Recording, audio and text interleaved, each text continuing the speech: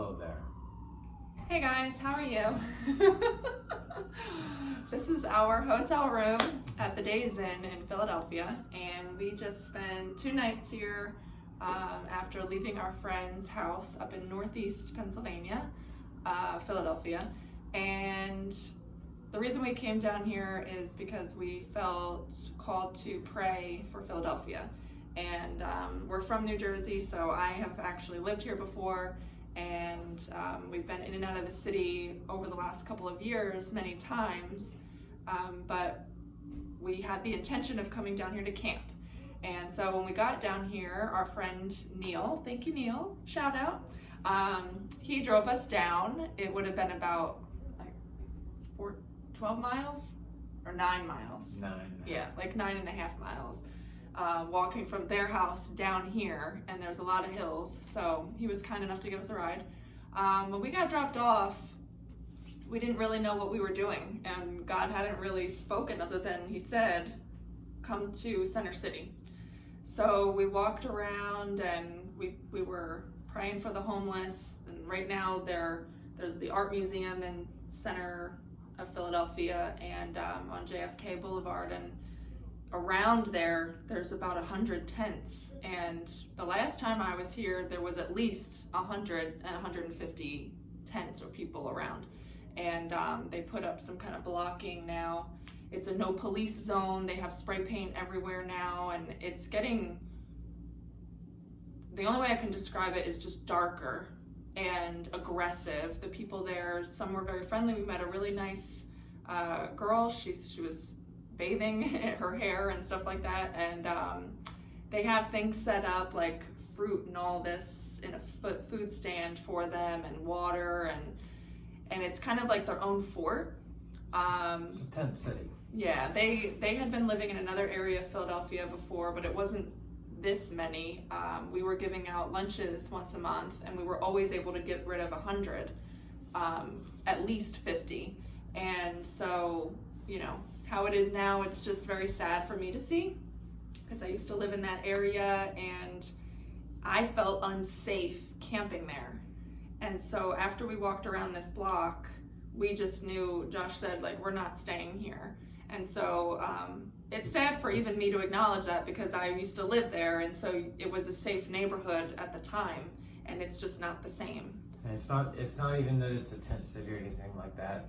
A couple of months ago, or a month and a half ago, a group of us were going out there in street preaching, and we haven't gone in probably 3 or 4 weeks, something like that. And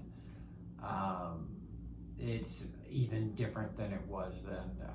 You know, the girl that we were talking to, the last thing she said to us is like, if y'all camp here, y'all have a knife, right? For protection? We were like, yeah. So after we walked around, it was just, we knew, like, we just don't stay here.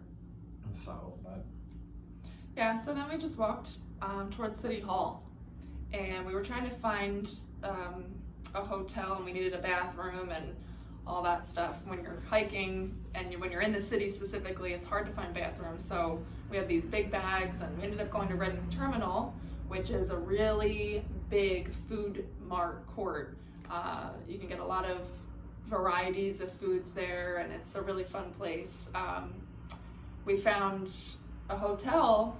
It was kind of like an Airbnb style hotel where you shared common space, but then you had your own rooms.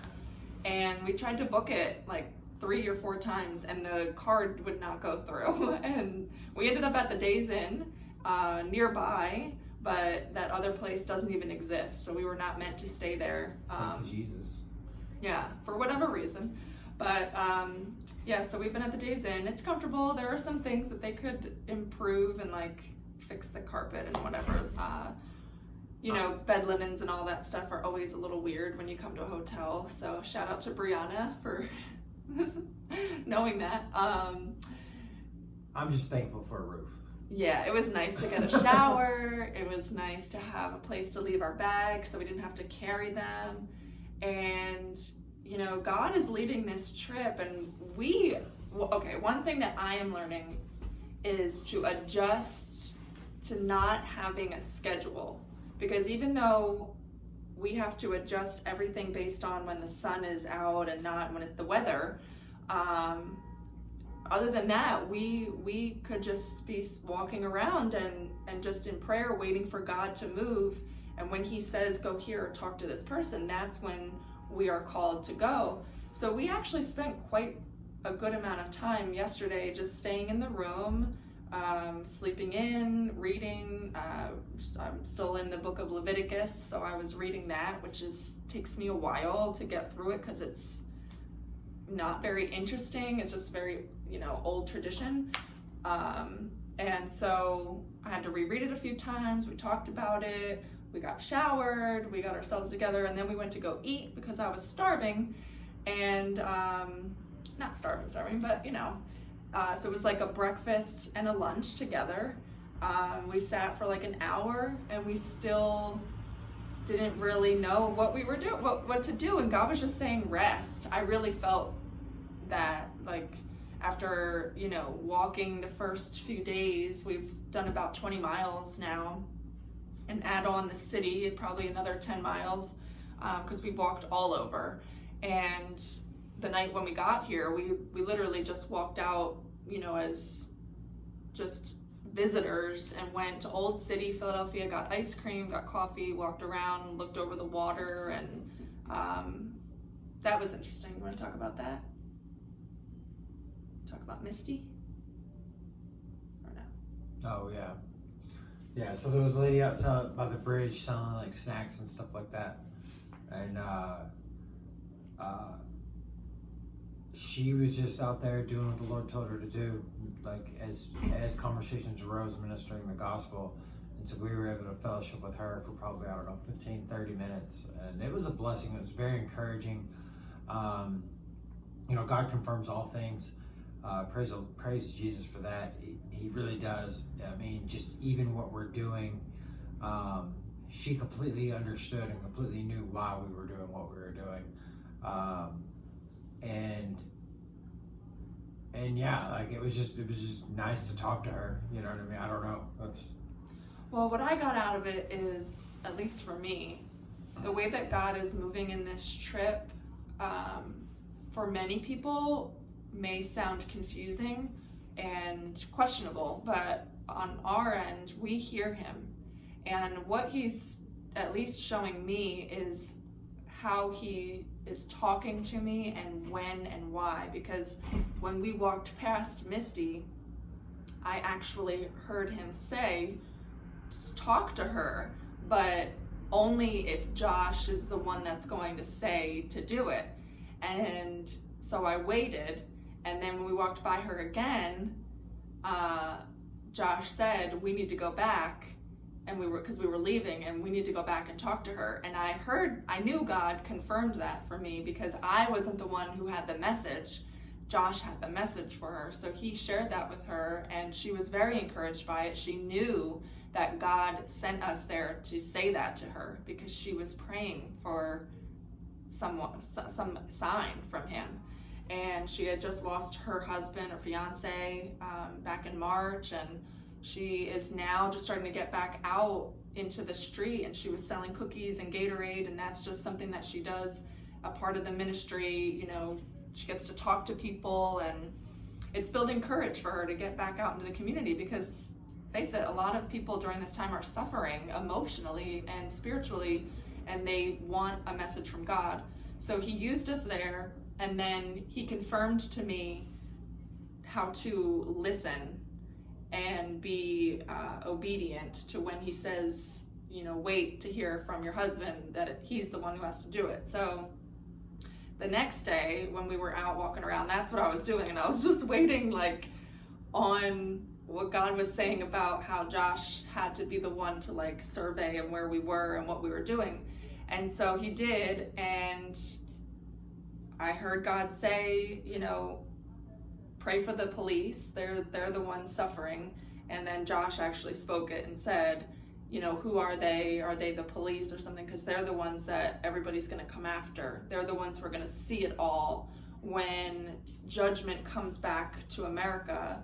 And so, we went back to the hotel. We had to go to the bathroom and stuff, and went back out, and then we ended up praying for a woman there. and she wasn't a police officer or anything, but she was kind of like a groundskeeper, and they work hospitality. they work at different parks to help people, you know, navigate where they have to go and clean up the area, make sure things are, you know, running well. And you know, she was reciprocating, or receptive is the word, receptive of the message, and we prayed for her, and then we just sat, and we ended up just praying for City Hall and for whoever was walking by. And there was another woman across the street, and she was singing, and you know, for the Lord, and she was singing about Jesus, and she had an iPad set up, and it confirmed some things for me that we do need our speaker. And what God showed me in this is that, and I'm praying that you're still watching this video, because my prayer this whole time is,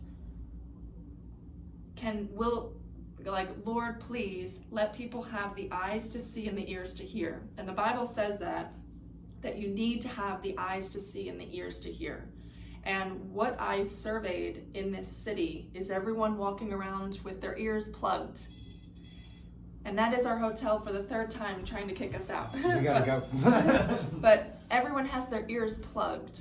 And what happens is you're just listening now to your own music, your own world, and your own reality. And everyone is walking around each other we're coming. with their own reality. I appreciate it. And we will be there before 11, I promise. All right, bye. Lord Jesus.